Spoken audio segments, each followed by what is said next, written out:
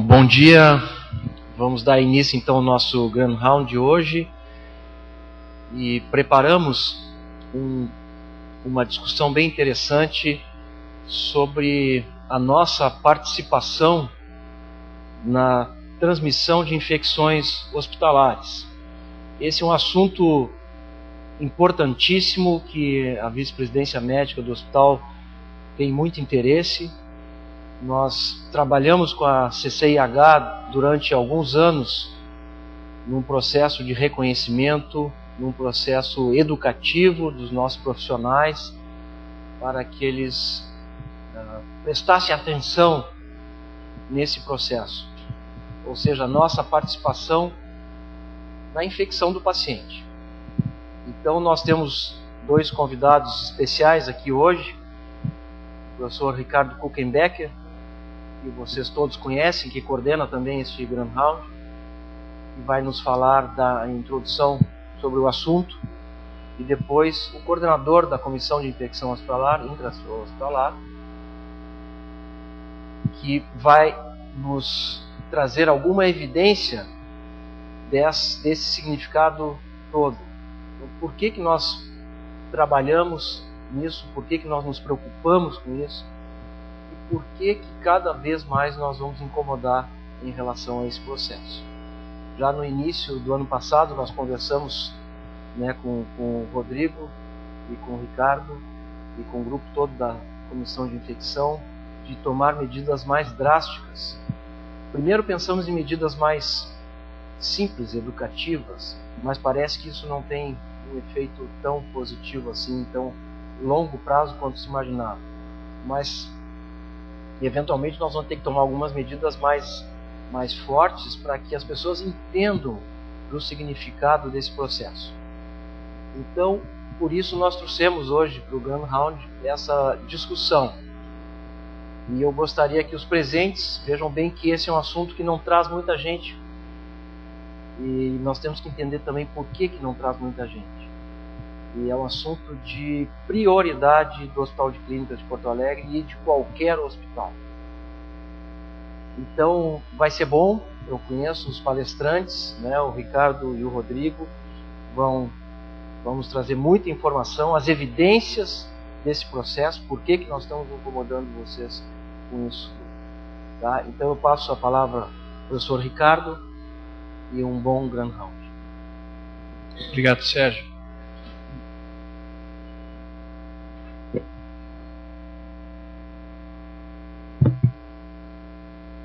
Bom dia a todos. A ideia de que a gente pudesse, como parte das atividades da Comissão de Controle de Infecção, em torno do tema, a minha função aqui é basicamente introduzir o assunto, e a ideia que o Rodrigo, o Sérgio e eu trocamos foi de que nós pudéssemos falar um pouco sobre a perspectiva de nós, profissionais de saúde, como vetores de doença. Isso já é um título polêmico, e a ideia é justamente essa, se formos buscar a definição do que é vetor, eu busquei em alguns dicionários de epidemiologia. Vetor é qualquer ser vivo que transporta um agente infeccioso de um paciente infectado ou seus dejetos, secreções, até um indivíduo suscetível ao ambiente imediato. Nós não estamos acostumados a reconhecer na figura do profissional de saúde, do médico, do enfermeiro, enfim, indivíduos como potencialmente identificáveis dentro dessa definição de vetor. Mas se nós olharmos para as evidências que vão ser apresentadas no decorrer dos próximos 40 a 45 minutos, vocês vão ter a convicção de que efetivamente, infelizmente, nos enquadramos dentro dessa definição de vetores. Daí a razão do título do Grand Round. Eu não vou usar o meu tempo aqui, eu serei muito breve. A ideia é de que eu possa só fazer uma introdução para que o Rodrigo apresente o conjunto de evidências. Eu fiz de propósito aqui, selecionei só alguns das centenas de evidências publicadas de situações em que profissionais de saúde transferiram ou funcionaram como vetores para a transmissão de infecção pelo HIV, o caso célebre do dentista da Flórida que contaminou pelo menos 5 pacientes, isso em 92, publicado na Science. Depois um ortopedista que transmitiu HIV para uma paciente, uma cirurgia de prótese de quadril na França, uma década seguinte. depois N situações nas quais os profissionais de saúde, de alguma maneira, são responsáveis pela transmissão de hepatite C, de bactérias gram-negativas, pseudomonas, estafilococos, em relação a problemas na higienização não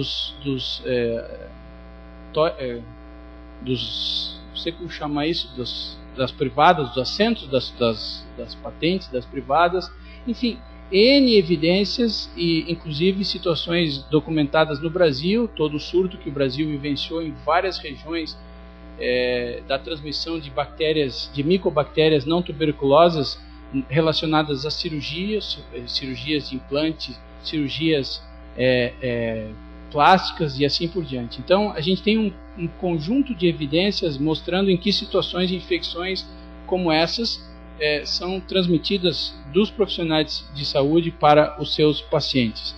Mas eu quero insistir no seguinte sentido: essas evidências ainda são tão importantes a ponto de serem citadas na forma de relato de casos, de descrição de surtos ou estudos longitudinais de investigação, etc, etc. A questão mais importante que a gente vai conversar hoje, e o Rodrigo tem essa tarefa, de mostrar como, para além dessas situações que são dignas de nota a ponto de merecer um relato na literatura, nós temos dezenas, centenas, talvez milhares de infecções hospitalares que são transmitidas tendo o vetor o profissional de saúde, as suas mãos e outros materiais, superfícies inanimadas, como veremos na sequência. Desses N relatos aqui, eu selecionei algumas situações que também são emblemáticas, né? A transmissão, outras formas de transmissão do Staphylococcus resistente à meticilina, do strepto, etc., cuja fonte é o nariz, as mãos, o couro cabeludo ou lesões de pele que os pacientes têm. Um profissional de saúde infectado, colonizado cronicamente com Staphylococcus, foi responsável por transmissão para paciente, determinando infecção, não só colonização. A gente tem situações muito frequentes de transmissão de Staphylococcus resistente à meticilina e eventualmente até outras bactérias como gram-negativos, enterococcus, meticilina sensível, etc.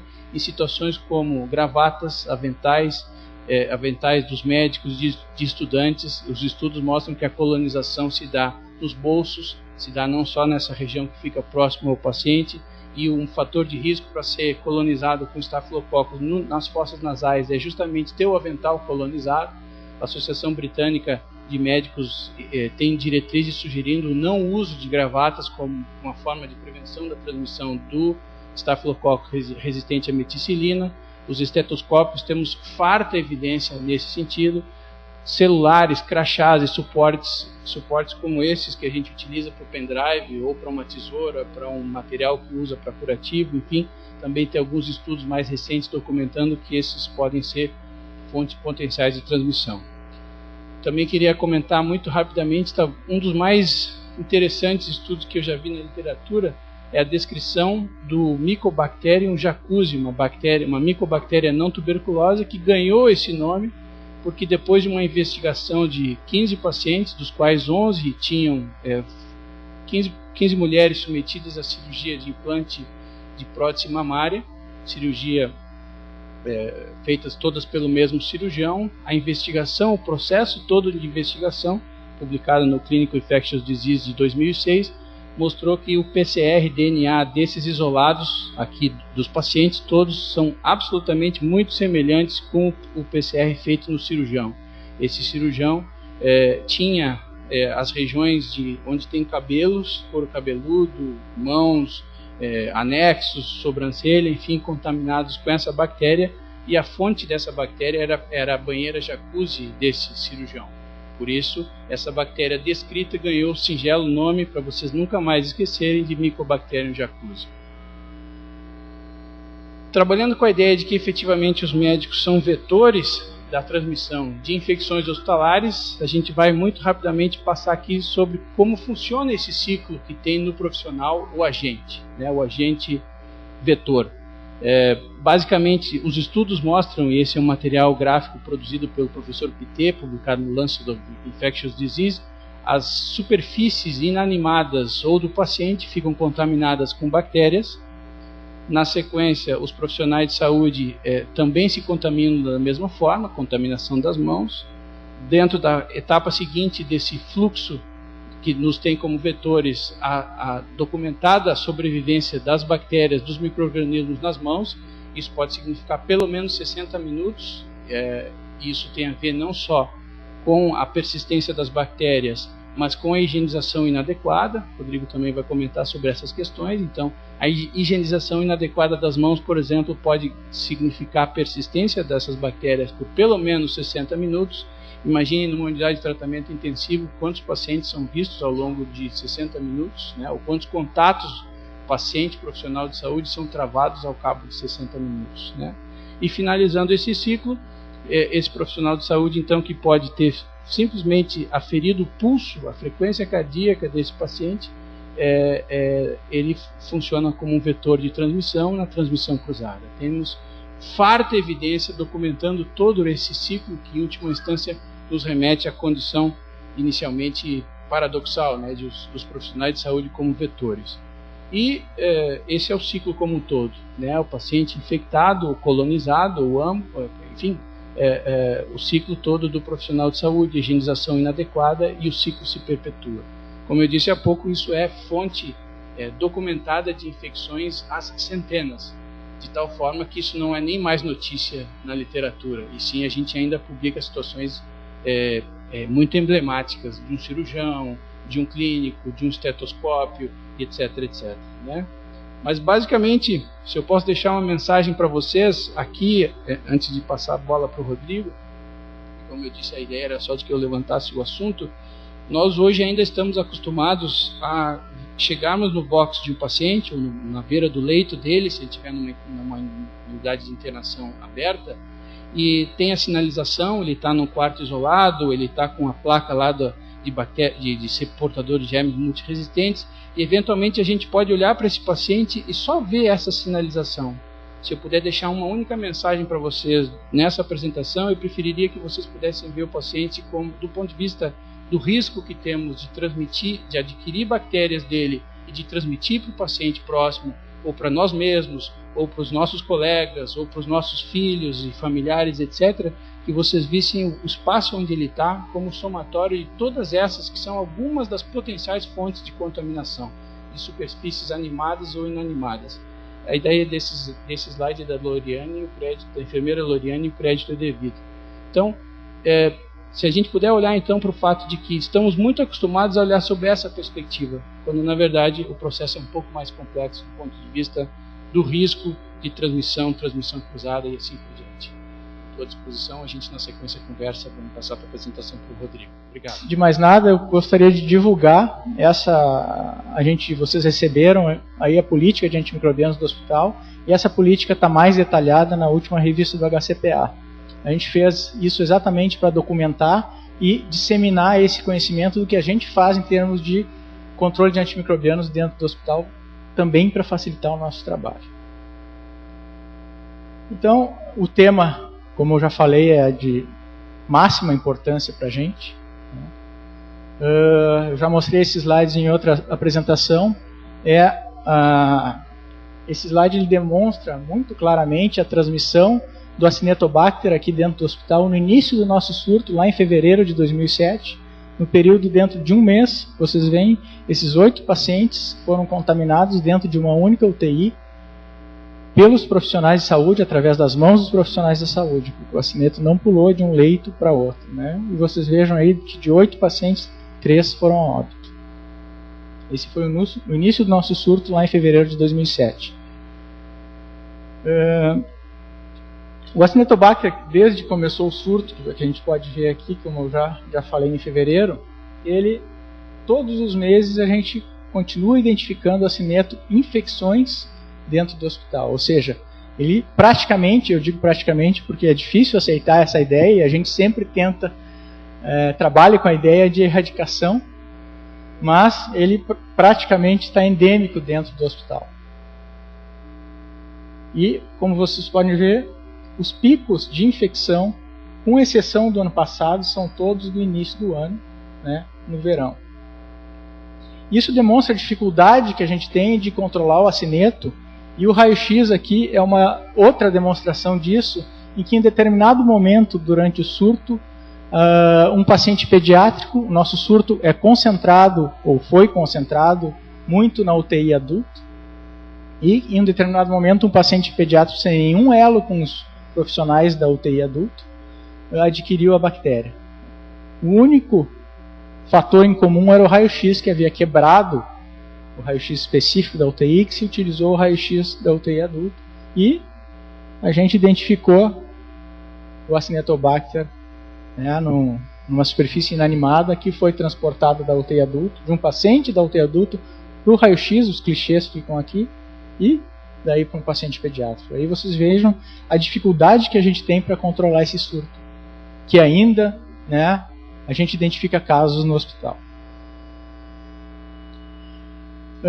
Toda essa questão e essa publicação do Institute of Health Improvement de 1999, ou seja, há mais de 10 anos atrás, sobre os erros médicos no cuidado com o paciente e o dano que isso pode trazer para o paciente. A gente vê que em torno de 50 a 100 mil pacientes morrem anualmente vítimas de erros proporcionados pelos profissionais de saúde. E esse tema não é novo, né? Vocês vejam que antes de Cristo, Hipócrates já colocava esse tema em discussão como uma preocupação. E os acidentes, os eventos adversos que ocorrem no paciente em consequência de um ato do profissional da saúde não é um ato isolado, é consequência de eventos que não são realizados de uma forma adequada. E que somente a mobilização geral é capaz de conter esses eventos. A gente vê nessa campanha de 5 milhões de vidas desse mesmo instituto, né, o IHI, a gente vê que essa estimativa de 37 milhões de internações nos Estados Unidos, se estima que dessas internações 40 a 50 erros por 100 admissões. Isso daria 15 milhões de erros e danos em um ano. Então é muita coisa em termos de dano para o paciente proporcionado pelo profissional de saúde.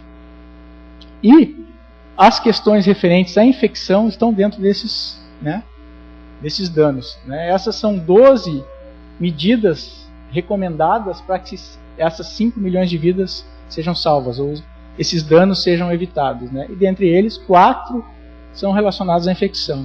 Infecção de catéter, sítio cirúrgico, pneumonia de ventilação mecânica e, mais recentemente, infecção por Staphylococcus aureus resistentes à oxicilina.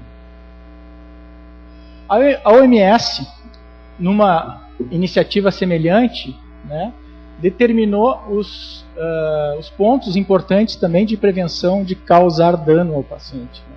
Cuidados com sangue, cuidados com injeções e imunizações, procedimentos seguros, água segura, né, e sanitarismo e saúde, cirurgia segura, e para 2010 o lançamento é evitar a resistência bacteriana aos antimicrobianos. E desde 2005, que é o tema da apresentação hoje, cuidado limpo é o cuidado seguro, ou seja, assistência limpa é uma assistência segura que coloca higiene de mãos como a principal meta, né, aumento na taxa de mãos como a principal fonte de redução de taxa de infecção hospitalar.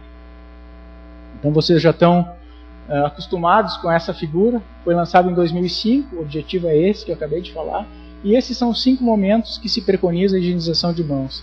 Antes do contato com o paciente, depois do contato com o paciente, após contato com secreções, antes de procedimentos assépticos e após contato com as redondezas do paciente. Essa campanha que está disseminada por vários países do mundo e hoje, né, a gente viu lá no controle de infecção que a meta foi atingida. A meta para eles era 10 mil hospitais engajados na campanha no dia 5 de maio. A taxa hoje de manhã, que ontem não era, é 11.500 hospitais já registrados como, né, participantes dessa campanha da Aliança Mundial para a Segurança do Paciente. E quais são as evidências aí com relação à higiene de mãos e e redução ou transmissão de infecções em geral ou infecções hospitalares. Eu começo por algumas coisas históricas e dados indiretos. A gente vê aqui a produção e o consumo de sabonetes ou sabão nos Estados Unidos, o consumo na Índia e no Japão, de 1900 a 2000, e a gente vê aqui, a partir de 1900, uma queda dramática na mortalidade infantil, né? Essa correlação entre o aumento de consumo e queda de mortalidade. Aqui é a mesma coisa, em 1900, na década de 70, né? À medida que a mortalidade infantil com relação à média anual de consumo de sabão. É uma relação inversa, como vocês podem ver, né? À medida que se aumenta o consumo, né, de sabão, se cai a mortalidade infantil. E esse dado é interessante, né?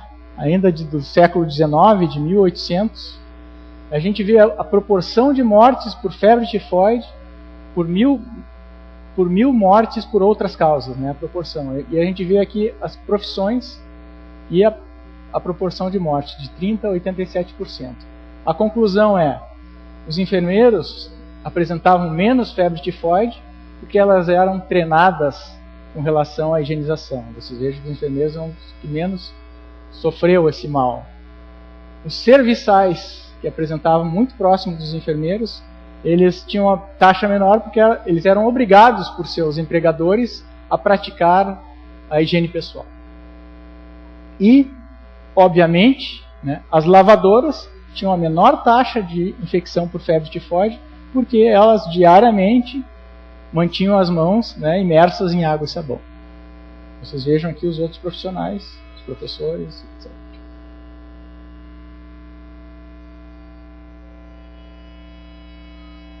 Esse é o médico, né, que em termos de controle de infecção é talvez o primeiro, né, que identificou, ou não o primeiro, vocês vão ver mais adiante, mas um dos primeiros que identificou essa relação de transmissão de infecções pelas mãos.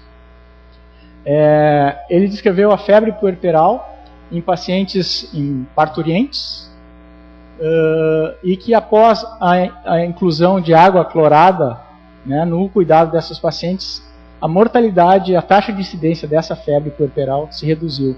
O que ele observou? Que os médicos que antes trabalhavam em cadáveres ou dissecavam cadáveres e após iriam fazer os partos, tinham uma taxa de incidência de febre puerperal ou mortalidade maior que das parteiras, que não tinham o manuseio ou a manipulação de cadáveres previamente ao parto. Os médicos só higienizavam as mãos com água e sabão.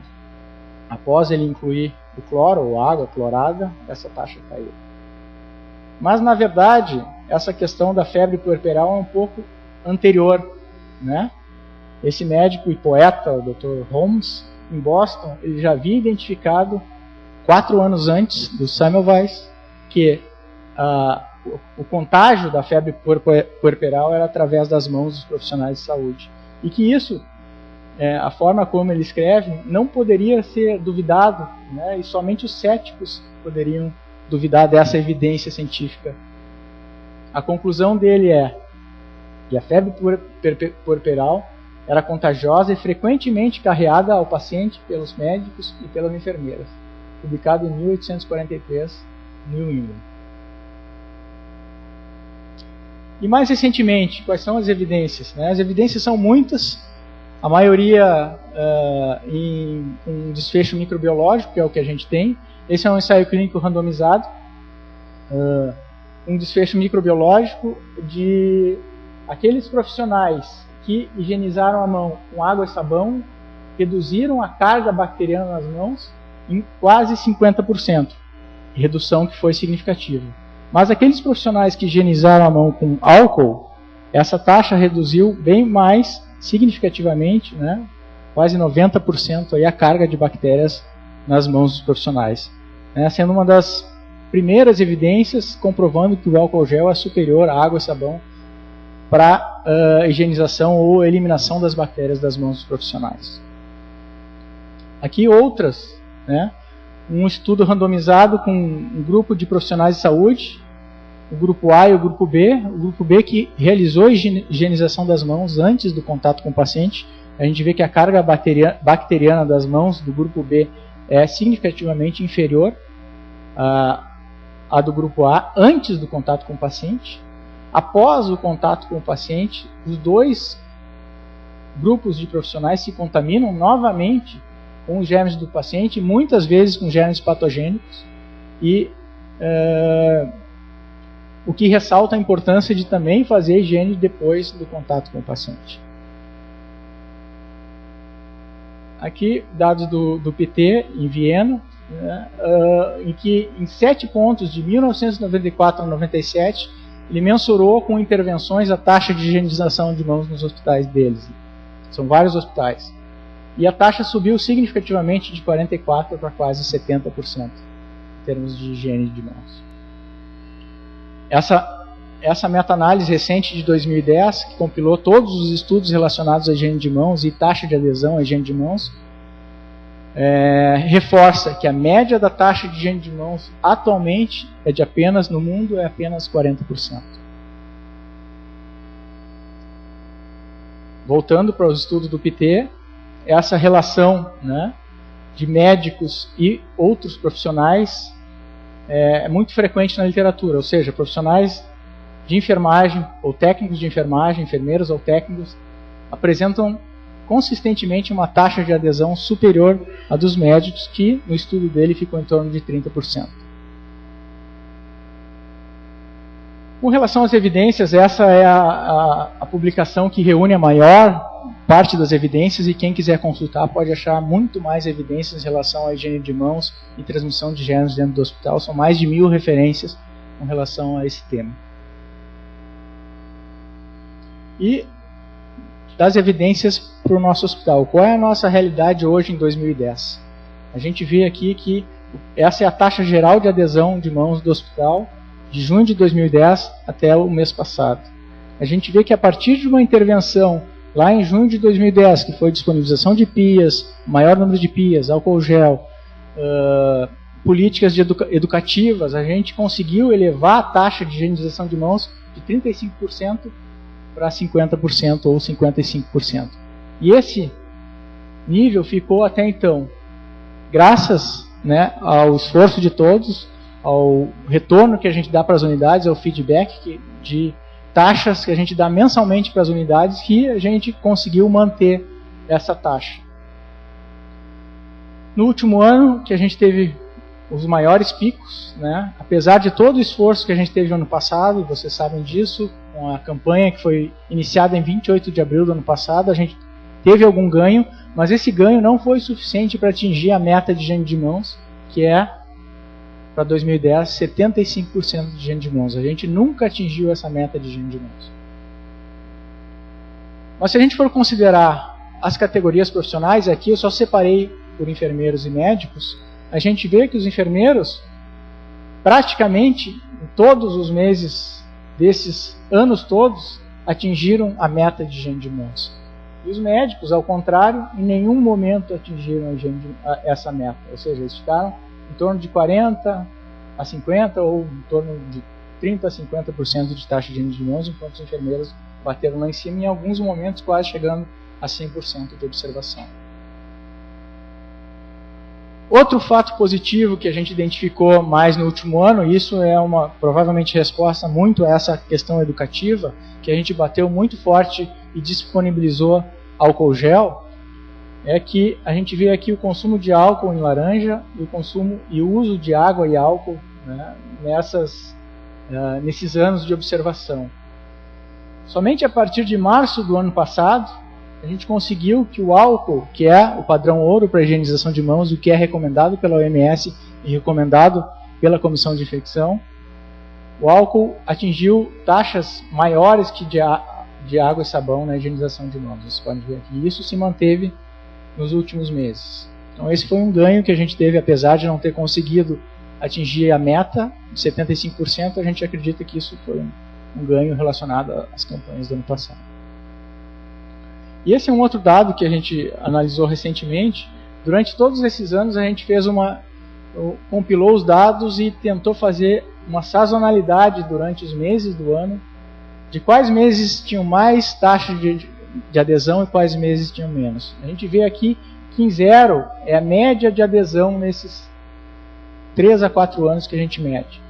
E os positivos são desvios para cima e negativos desvio para baixo. A gente vê que nos meses de janeiro e fevereiro, nessa linha mais espessa, a taxa de higienização de mãos no hospital cai abaixo da média. Ela sobe em março e começa a cair até o final do ano, onde atinge de novo taxas abaixo da média. Por que isso ocorre? A gente especula. Provavelmente, entrada de novos profissionais, férias, sobrecarga de profissionais, portanto, o profissional não tem a higiene de mãos como uma prioridade, ou seja, ele está sobrecarregado, ele faz o que dá e acaba esquecendo a higiene de mãos provavelmente aqui. Então, isso é só uma especulação, a gente não tem dados sobre isso, mas pelo menos isso nos traz uma luz de quando e como e em quem intervir com relação a campanhas de higiene de mãos, que devem começar no início do ano, por exemplo, aqui para a gente. E como estão os acadêmicos de medicina? A gente fez um levantamento ano passado com 61 acadêmicos de medicina e comparamos com 161 médicos do hospital sobre o conhecimento sobre higiene de mãos. 1/3 desses acadêmicos já havia informado que havia recebido algum treinamento sobre higiene de mãos e 41% dos médicos, em sua maioria médicos novos, residentes, já havia recebido algum treinamento sobre higiene de mãos. E a resposta à pergunta: qual a forma mais eficaz para a higiene de mãos? 54% dos acadêmicos somente respondeu álcool gel a resposta correta. Enquanto que, pior ainda, somente 44% dos médicos do hospital respondeu álcool gel como resposta. Após a intervenção educativa, a gente viu que essa taxa para os acadêmicos subiu para 77%. Então, que perspectivas a gente tem para atingir essa meta de adesão de 75%? Como a gente pode planejar o futuro para tentar, pelo menos, chegar próximo desse índice? Como eu falei lá no início, é uma tarefa que requer uma mobilização geral. Não adianta a gente falar, educar, se a pessoa, o profissional, não comprar a ideia e não mudar seus hábitos. Então, campanhas educativas, disponibilização de insumos, feedback às unidades, tudo isso já foram extensamente discutidos e aplicados aqui no hospital nos últimos anos. O que a gente tem investido agora em talvez algumas novas tecnologias e o que a gente mais recentemente vem discutindo é o envolvimento do paciente nas questões relacionadas à higiene de mãos. Uso de novas tecnologias. A Apple lançou ontem, 4 de maio de 2010, a nova versão iScrub Pro, que quem tem o telefone, o iPhone, pode baixar gratuitamente do site da Apple, ou quem tem o iPod, o Touch, pode baixar também. É um aplicativo para mensurar a higiene de mãos. A pessoa baixa e vai lá, observa o profissional de saúde, higienizou, não higienizou, é médico, enfermeira, e ele está atualizado para os 5 momentos.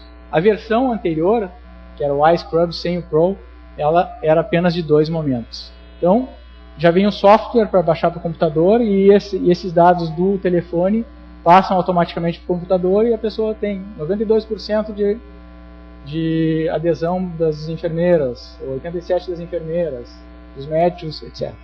Então, é uma coisa nova, vem surgindo, que pode nos ajudar em termos de tecnologia. A gente já tem a nossa. Num projeto da Comissão de Infecção com a professora Denise Tolf, a gente desenhou a coleta, a observação da higiene de mãos do hospital nos PDAs. Vocês vejam, já tem o logo do hospital. E a gente pode agilizar, da mesma forma como eu falei com o iPhone, a gente pode usar o nosso PDA e agilizar a coleta, agilizar a transferência de dados para o computador e análise a gente já pode ter toda ela pronta. A gente já vem fazendo isso desde março deste ano, o que tem agilizado muito e evitado erros tanto de digitação e de interpretação dos dados também, que os dados já estão todos prontos, a gente pode clicar aqui, ver cruzar várias informações, ele já nos fornece o gráfico. Então isso tem nos ajudado bastante, e hoje a gente tem ampliado as observações de higiene de mãos, que anteriormente a gente fazia somente na UTI, a gente está ampliando para a UTI adulto, a gente tem ampliado para a UTI pediátrica e UTI neonatal recentemente. Com relação à mobilização geral dos profissionais, esse é um exemplo muito interessante da inclusão dos acadêmicos, o que poderia a gente também utilizar como um exemplo para a higienização de mãos. Né? Esse artigo foi publicado em março desse ano, né? Check a box, save a life. Como os estudantes têm mobilizado o serviço de saúde, trazendo uma revolução para a segurança do paciente.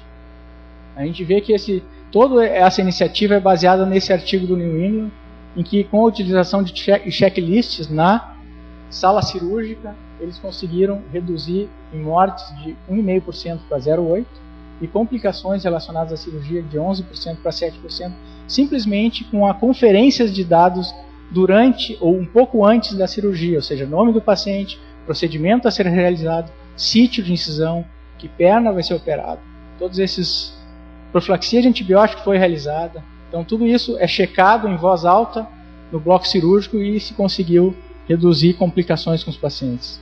Então a iniciativa é baseada nesse estudo e ela visa engajar estudantes de medicina num checklist também de cirurgia segura. É uma campanha global divulgada pela internet e que a ideia é que um estudante salve uma vida. Para que isso aconteça, o estudante teria que fazer o checklist em 25 cirurgias para prevenir uma complicação. Hoje, eles relatam 122 instituições engajadas, 1.400 estudantes participantes, 16 mil estudantes registrados, e a previsão em Chicago, por exemplo, é que com esse checklist realizado por estudantes, há uma redução de 180 mortes. E o impacto que isso pode ter através da transmissão desse conhecimento para os outros profissionais de saúde também é uma medida que é difícil de medir, mas também pode trazer impacto. Tudo isso a gente pode usar desde que as pessoas se engajem em relação à higiene de mãos também. Por exemplo, a gente poderia ter outros profissionais para fazer essa observação de higiene de mãos usando os PDAs em outras unidades do hospital que a gente não faz. Os estudantes poderiam ser um bom exemplo disso, né? Então, atualmente a gente concentra nas áreas fechadas, mas isso poderia ser ampliado para todo o hospital, além da transmissão do conhecimento que esses estudantes talvez poderiam fazer com relação à higiene de mãos também. E com relação ao envolvimento dos pacientes, isso já não é uma coisa nova, já existe na literatura. E só para dar um exemplo, isso aqui é um guideline do CDC, que são informativos que são dados aos pacientes. Aqui sobre a prevenção de transmissão do Staphylococcus aureus resistentes à oxacilina. E a gente vê aqui em rosa, né, em cor de rosa, um destaque estimulando o paciente, se ele não viu o profissional de saúde higienizar as mãos, para que ele peça que o profissional o faça. Então existem outras iniciativas com relação a isso, né, no mundo.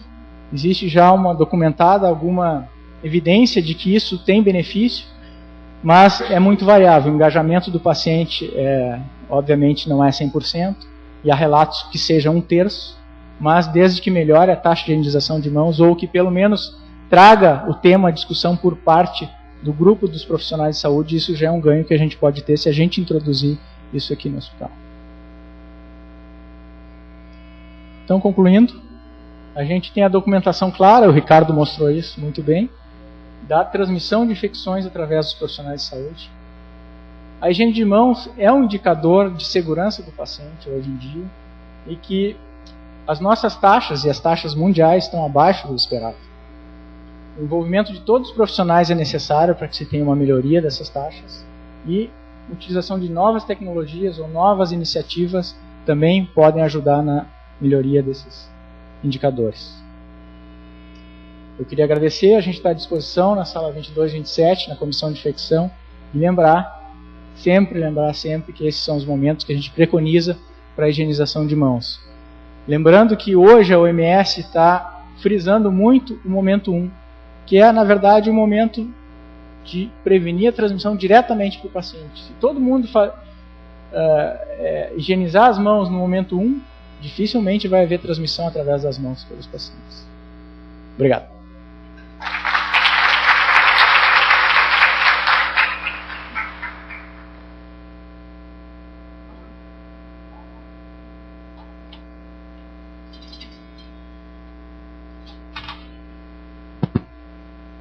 Obrigado, Rodrigo.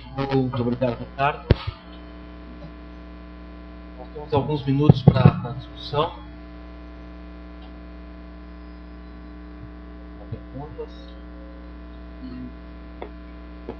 Nós podemos notar, como eu falei no início, a presença de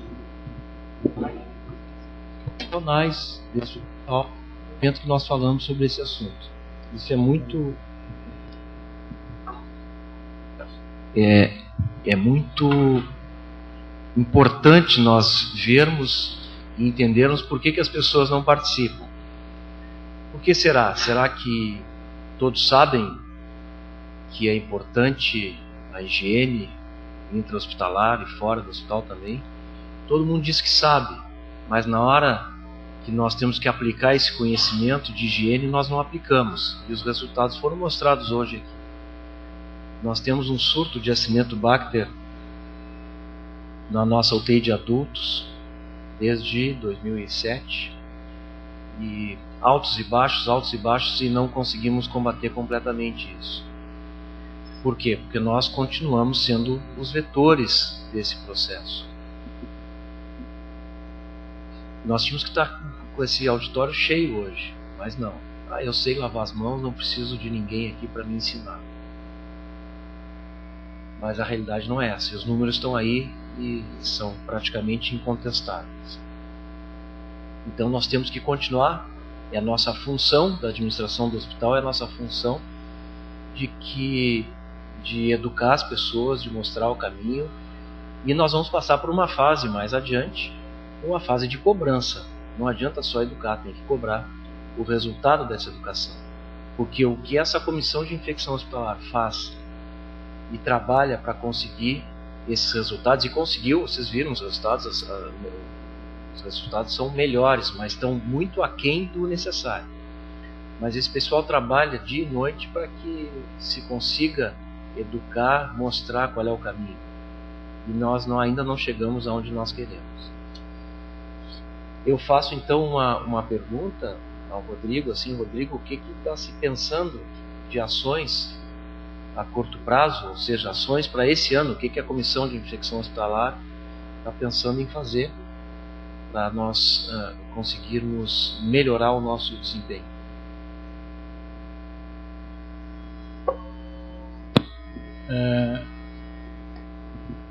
A gente vem discutindo, professor Sérgio, exatamente isso é que eu decidi apresentar aqui, justamente para suscitar essa discussão. A gente vem discutindo muito internamente e com o grupo de cuidado ao portador do paciente com germe multiresistente, essas questões, e a inclusão de novas unidades no hospital com relação à nossa observação, UTI pediátrica, UTI neonatal, que a gente não fazia observação, e a partir de março desse ano a gente começou a fazer muito também com a ajuda dos PDAs, né, da tecnologia móvel para se fazer isso. Isso pode ser, porque a taxa pode ser que ajude a disseminar através do feedback que a gente dá praticamente agora. A gente pode dar esse feedback praticamente, né, no momento da coleta já dar esse feedback. Então através disso a gente imagina que possa melhorar um pouco. E a questão dos pacientes, eu acho que a gente já fez. Com relação à tecnologia, tem as questões das câmeras ainda, que a gente não discutiu, mas é uma coisa, uma medida também discutível de se utilizar. Então, a gente tem introduzido, depois de toda a campanha do ano passado, e a gente pensou o que pode fazer a mais, né? E os pacientes são uma fonte aí de pessoas que podem nos ajudar muito aí em termos de cobrar, né, a cobrança, porque a gente não está em todo o hospital, né, ninguém pode estar em todo o hospital a todo tempo.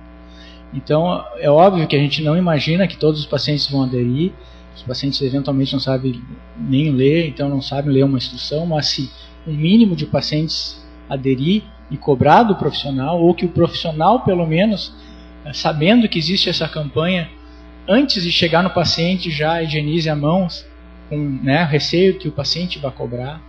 Por exemplo, outro grupo de pacientes, né, os pediátricos, as mães e os pais que ficam ao lado do paciente pediátrico são um bom grupo de pessoas que cobram dos profissionais, eles estão ali também como cuidadores das crianças, então eu acho que esse grupo é um grupo forte em termos de investir para que o paciente ou o cuidador que fique ao lado do paciente possa estimular o profissional a aderir mais à higiene de mãos. Bom, então nós temos um caminho pela frente, assim, algumas ações da CCIH serão implementadas aí já em seguida. E eu lembro do ano passado que quando a gente vai ao cinema, tem aquele negocinho do desligar o celular, tem uns desenhinhos, uns bonequinhos, pipoca, não sei o quê. E aquilo passa em todas as sessões. E eu fiz uma encomenda para a nossa assessoria de comunicação de que por que a gente não cria um mascote do Hospital de Clínicas, pode ser bicho, pode ser desenho, o que quiser, que o mascote, então, a cada sessão que nós tenhamos aqui no hospital, de todos os tipos, que passe alguns minutinhos antes, passe assim o bonequinho esse, ou quem quer que seja, lavando as mãos e mostrando as consequências, coisas assim de alguns segundos. E não progredimos muito nisso, mas eu acho que eu vou persistir nessa ideia, porque isso aí vai passando para todos, né? Então seria uma ideia. A enfermeira Célia teria uma pergunta?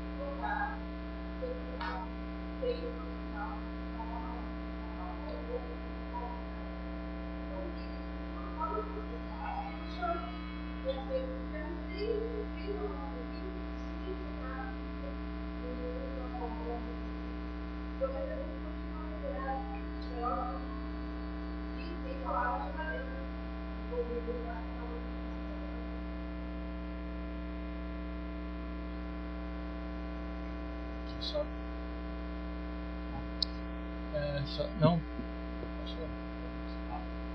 A gente estava justamente comentando aqui, Sérgio e eu, durante a apresentação, de modo muito rápido, mas a ideia é da gente ter isso de uma vez por todas na agenda de gestão dos serviços. E essa é a resposta que eu imagino que a gente possa dar em termos de uma maior mobilização dos professores. Não posso deixar de esquecer de que existe um estudo recentemente publicado numa das revistas importantes de controle de infecção, estabelecendo uma correlação inversa. Quanto maior o grau de escolaridade dos profissionais de saúde, menor a taxa de higienização das mãos. Isso para nós é um paradoxo do ponto de vista de medidas educativas e restritivas, etc. Mas a literatura também nos ensina o seguinte, de que as medidas restritivas, elas, em algumas situações, elas são mais eficazes do que as medidas educativas. Não estou dizendo que a gente tenha que optar pela primeira em relação à segunda, ao contrário.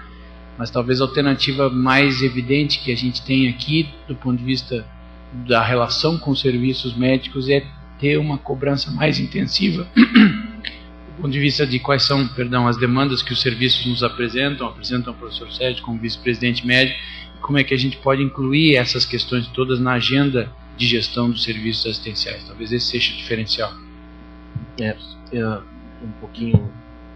Eu acho, Célia, tu tocasse no ponto, assim, o exemplo eu acho que é uma coisa importantíssima, né? Eu acho que é um fator que nós temos que levar em consideração. E isso nós vemos, pelo menos eu vejo em casa, o exemplo que nós damos aos nossos filhos. Os meus filhos, eles copiam muitas das coisas boas que eu faço e copiam muito das coisas ruins que eu faço também. Que bom que eles conhecem um pouco dessa área, não é?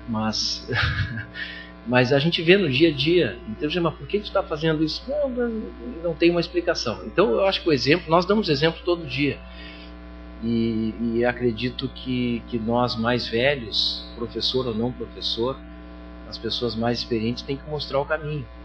E o caminho está aberto, é conhecido, e nós temos que explorar muito mais isso, com certeza. Eu acho que é um trabalho árduo e que merece a nossa atenção. Eu concordo, Célia, com o que o Ricardo falou com relação às medidas restritivas, né? Eu acho que a gente tem que começar a pensar, é um pensamento que tem que evoluir aí com relação à decisão interinstitucional, né? Com relação às medidas restritivas dos serviços, ou do profissional contratado. Do ponto de vista do controle de infecção, a gente acha também que as medidas educativas têm que ser diferenciadas, não para os professores, mas para os médicos em si, dentro do hospital, tanto contratados quanto, né, professores ou residentes, né? Então isso a gente também pensa em modificar um pouco essa forma educativa que a gente vem fazendo, né? Mas também como a educação é aquela coisa que é temporária, dura alguns meses e depois ela cai de novo. Então por isso eu acredito mais nas medidas restritivas. E além disso, para vocês, hoje à tarde, né, comuniquem os serviços de vocês aos outros profissionais que não estão aqui. Hoje à tarde a gente tem o mesmo encontro das 2 às 4 aqui no teatro. Então que a gente vai tratar do mesmo tema e vai ter uma mesa de discussão também, né? Se puderem convidar os profissionais dos seus serviços, a gente espera que certamente vai ter mais gente do que hoje de manhã.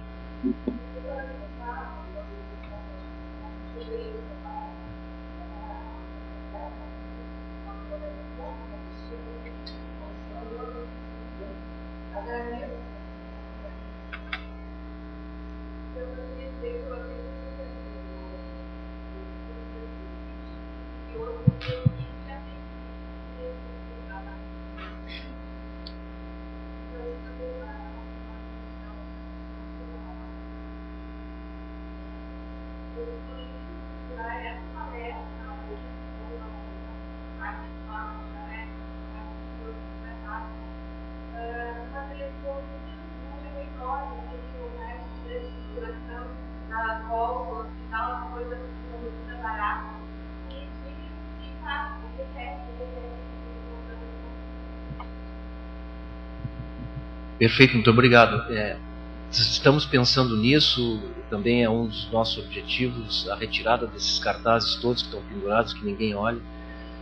e colocar, como tem nos shoppings aí, etc., informações através de televisões, as informações necessárias, um pouco melhor organizadas, menos poluídas, e nesse meio se coloca alguma informação educativa, que eu acho que, concordo plenamente, eu acho que o caminho é a educação. De vez em quando dá vontade de fazer uma ação mais imperativa, mas não adianta, depois ela vai ter o reflexo, vai aparecer mais tarde. A educação é fundamental, as pessoas têm que entender que nós somos os vetores, é isso. Eu demorei muito tempo para entender também, foi graças à comissão de infecção, que por muitos anos trabalhamos juntos ali no CTI do Clínicas, que foram me ensinando, me mostrando, não é? E a enfermeira Débora também me cobrando muito disso todo o tempo, até que eu entendi, mas demorei vários anos para entender esse negócio.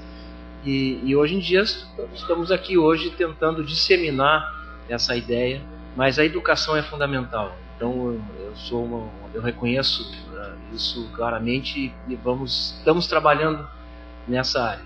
Os resultados só são mais demorados, mas vão aparecer. Professor Sérgio.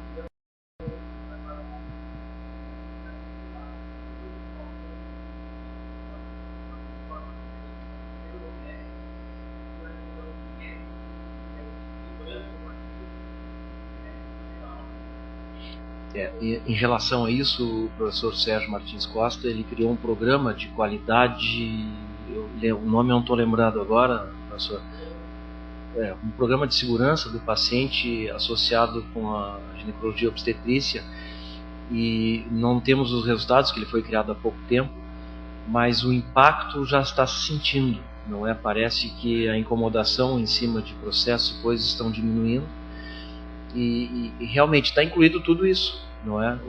Então o programa no serviço está tendo um impacto muito bom, em benefício, obviamente, ao paciente.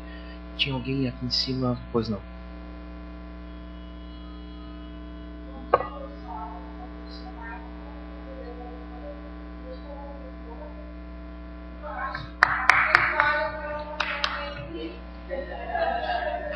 Como é que é? Eu bebo.